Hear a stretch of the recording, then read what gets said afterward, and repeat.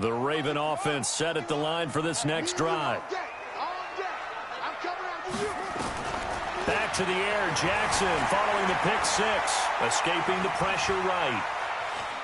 Flushed out right. He'll have a first down past the 40. He'll take this to the other side of midfield before going out of bounds. Big yardage there on the scramble. It gets him a first down. How many times have we seen this late in the fourth quarter? Because you know the pass rush is getting after him, and they get upfield, get that great push, and what do they create? Space, and he takes off. Some good games going on in the early window. This might be the best of the bunch. On 1st and 10, it's Jackson. This one complete to Ingram. And he'll get it down here to the 43.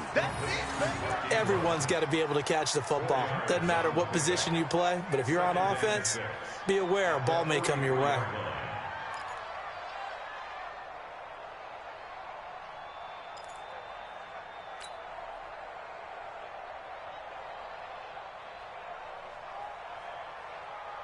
Four yards on that last completion, so that sets up 2nd and 6.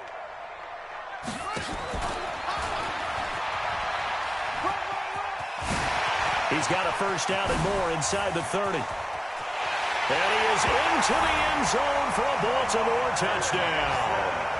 Lamar Jackson, 43 yards as they have taken the lead. So a designed run all the way, and he took it the distance. I don't know that anybody saw that coming. Well, on this play, how about the vision of it? Being able to see the open field, make his move, and get there. Oftentimes, defenses have a spy for the quarterback position to try and take care of it. On that play, if they did, it certainly didn't work. Lost. Yeah, there's no doubt. Tucker now to kick it away following the touchdown. And that'll carry over the back line of the end zone for a touchback.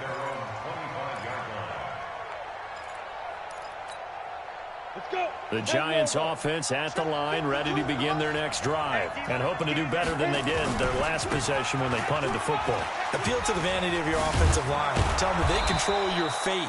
Leverage guys. Win the line of scrimmage. If you do that, you start to win first down. You win second down. And guess what? You start accumulating first downs. And that's what they need in order to not punt the ball again. At the 32-yard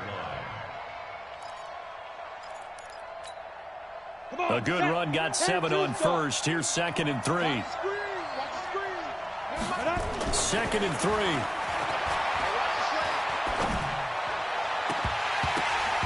And that's going to be incomplete. A lot of contact, no call, and it's 3rd down. Even without a ton of pressure in his face, it just shows how difficult it is to pick apart his own defense. Those guys are sitting back, and they're not playing receivers as much as they're playing the eyes of the quarterback and when he delivers the ball.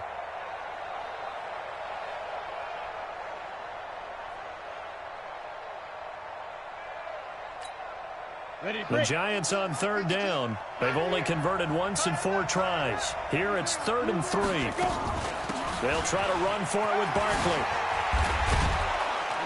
And brought down, but the juke, the very nice juke, gives him the first down yardage there. Call it a gain of 7, and it gets him a new set of downs. 7. First down, New York.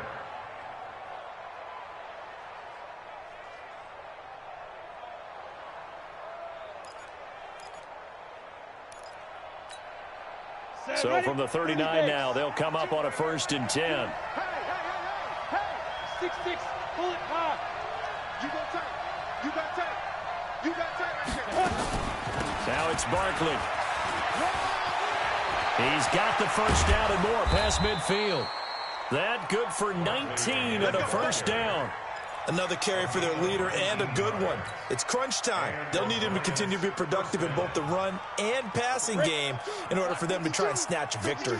So in Raven territory now, here's a 1st and 10 at the 42-yard line. Operating from the gun, Jones. Nowhere to escape, and he goes down. Ronald Blair in there to bury him for a loss of 11. Hindsight is 20/20, partner. Maybe they should have kept it on the ground again. Well, it almost looked like the O-line was run blocking again. I mean, they opened up a big hole last time. This time they opened up a hole, and the quarterback got sacked. Now this throw caught left side. And he'll go down, but not before getting this inside the 30. And he's going to be taken down with the first down at the Ravens' 28. Of course, the catch was nice, but how about what happened after? Able to stay on his feet and gain all that additional yardage. So many of these slot guys, I think, have running back in their background. Looking to throw. Jones. And the Raven pressure too much. Down he goes. Daquan Jones fighting his way home to get the sack. Well, you don't usually get a sack from a nose tackle spot, but we got one there. No, we don't, and a lot of the times in passing situations, they end up off the field anyway. So how happy was he to work his way back to the quarterback and put him on the ground? He's going to end up with a nickname after something like that, some Big Jelly or something like that. And they need to work to at least get some of this yardage back after the sack. 2nd and 19. Side 52. I got one. Back to throw. Jones. That's complete. He's got Barkley out of the backfield. And he's taken down, but not before reaching the 10-yard line. 27 yards there, a first down. He's already proven to be a factor in the running game on this drive. Now he gets involved in the passing game. I think what we're seeing here is the modern version of workhorse in the NFL, being able to run it and catch it with equal proficiency. And he gets halfway home from the 10 to the 5 on a pickup of 5. That didn't just feel like good defense there. That felt like pride, didn't it? He's already gotten into the end zone twice, trying to get there for a 3rd time. No one likes to have the hat trick against them. Check 52. Come on.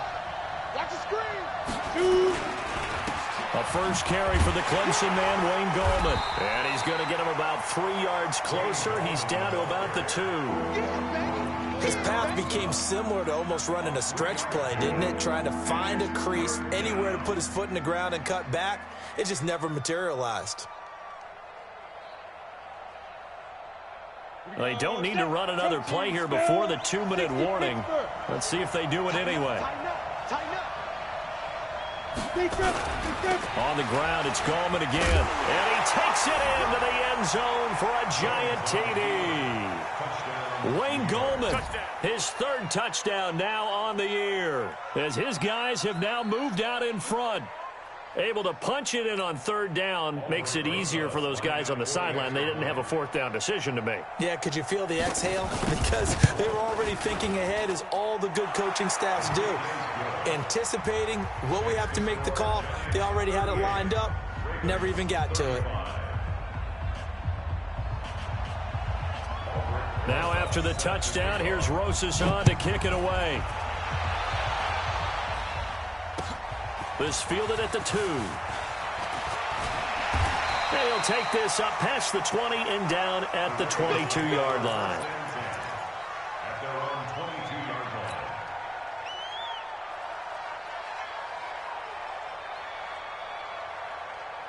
The Baltimore offense at the line, set to get going. And they had to wait a long time to get the football back. Probably not what you were hoping for when you got an offense that's humming. Agreed. What you were looking for is the defense getting the ball back pretty quickly, right? Hoping for a 3 and out.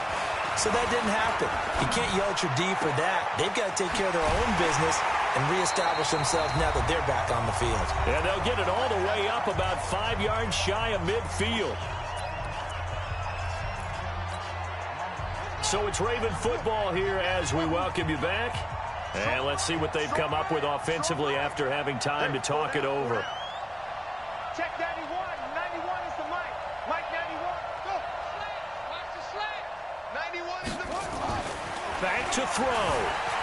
Dancing to his left.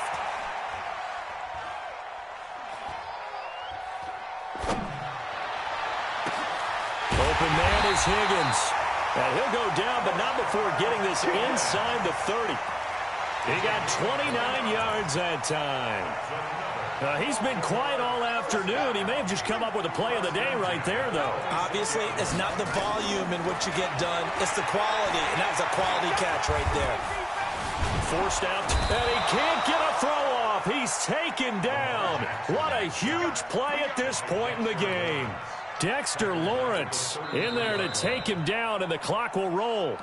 Now the Ravens going to use one of their timeouts. as they'll talk things over prior to this upcoming second down play. So that complicates things a bit here. 18 yards to go now on second down.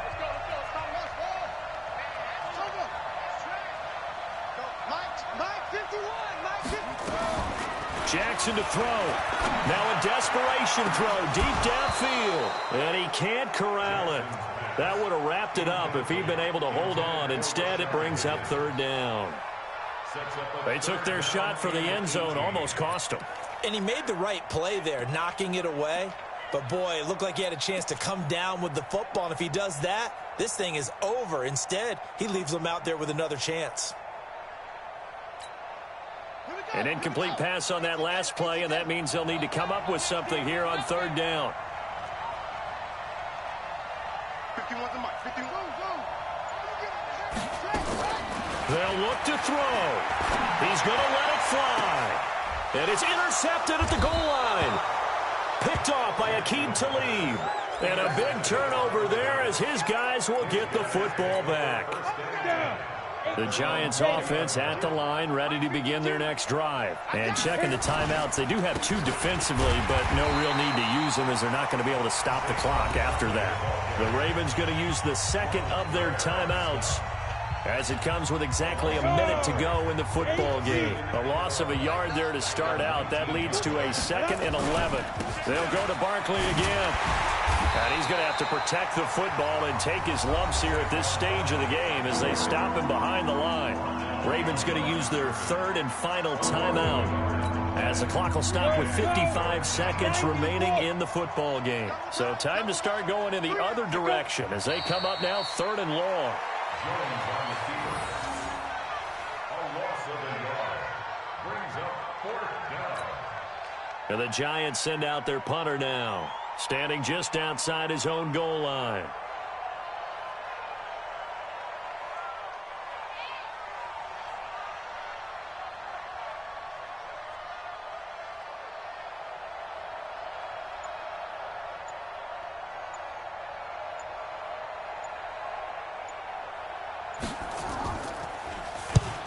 Yikes. Terrible kick headed straight for the sideline. And not a great punt here. Out of bounds in the air. They're going to say this one doesn't even get to the 40. A fourth quarter score now from Heinz Field in Pittsburgh. And the Cowboys have wound up winning that one. If they could win that game, it would mean win number 11 for them on the season. So from the 39 now, they'll come up on a 1st and 10. They go back to the air here after the INT on the last drive. And that'll be incomplete with just 6 seconds left on the clock. Incomplete. Janoris Jenkins on the coverage.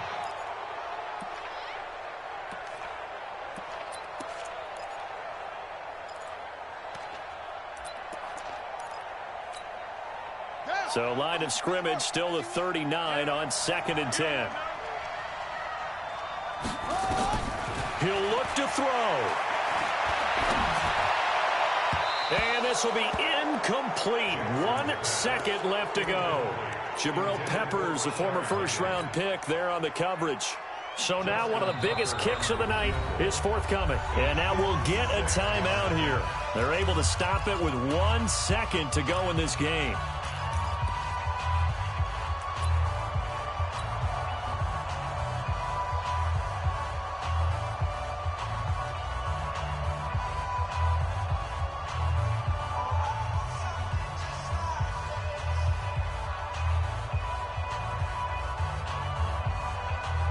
So here we go. Maybe the biggest kick of the game forthcoming.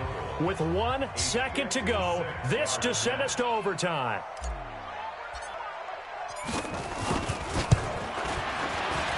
And his kick is good. He got every bit of that one as it's good from 56 yards out. And here in overtime, if the team that receives the ball scores a touchdown, it's over. If they don't, we can still have some more football. That's exactly right. If they go down and kick a field goal, the other team gets a possession to either match it or score a touchdown to win the ball game. If both teams kick field goals, the next team to score wins. But if the receiving team throws a pick six or fumbles the ball and it gets picked up by the defense and they score, the game is over at that point.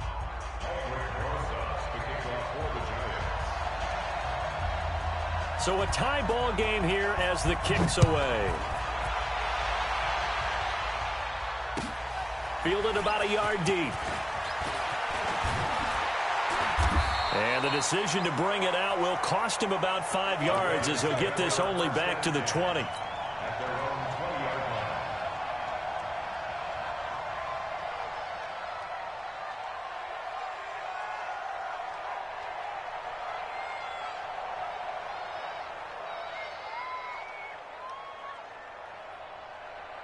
The Raven offense set at the line for this next drive. They control their own destiny here. They have the football in overtime. Obviously, a touchdown would win it.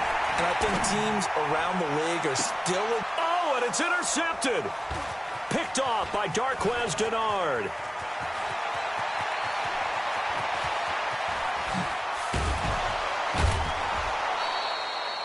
A costly mistake here at OT. And you know what they say, when you throw an interception like that in overtime, you don't usually get a chance to throw a second one. I mean, I'm not sure the analytics on it. Let's ask Marvin, our statistician, to ring that down for us.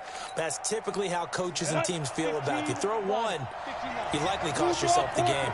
Suddenly it's 1st and goal after the intercept. And he is in for the score! And it is absolute stunned silence here as they win it on the road in overtime. Partner, a great game that we got to see and making it extra special. Not only did I get 4 quarters with you in this one, I got some overtime, a little whipped cream on top. Look at you, trying to make this whole thing palatable. I just want you to pay for my meal later. You really just wanted 4 quarters, what you wanted. But how much fun was that? We had that type of a game where we got us to overtime, and then we get the dramatic ending to finish things off as well. What a game. So for the Giants, a final win means they will finish off the regular season at a very strong 12-4. And now they'll await the final seeding for the playoffs ahead. Meanwhile, for the Ravens, it'll be a 10-loss season as they wrap up 6-10. And I think you have to say, ultimately, this was a team that really underachieved. And for Charles Davis and our entire crew, I'm Brandon Gaudin. You've been watching the NFL on EA Sports.